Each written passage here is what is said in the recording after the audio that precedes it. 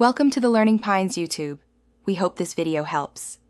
You start by opening QuickShare on the sending device and bringing the receiving device close. You need Bluetooth and Wi-Fi enabled because QuickShare negotiates a fast link.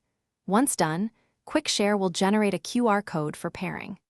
Make sure the receiver has its camera or QR scanner app ready and permissions granted.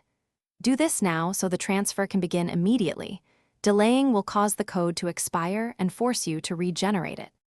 Next, align the receiving camera with the sender's QuickShare QR code and keep your hands steady. You'll see the code framed and scanned automatically.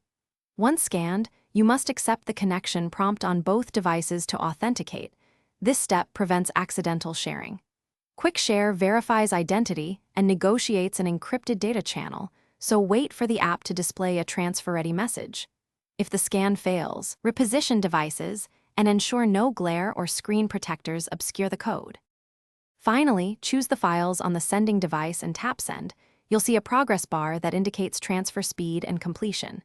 You should confirm receipt on the receiving device and then close QuickShare to finalize the session. If the transfer stalls, make sure both devices stay within range and have stable connections. One key troubleshooting tip: if scanning or transfer fails, toggle Wi-Fi and Bluetooth, retry the QR scan, and restart QuickShare. This often clears temporary handshaking issues. Thanks for watching. Consider subscribing if we helped you.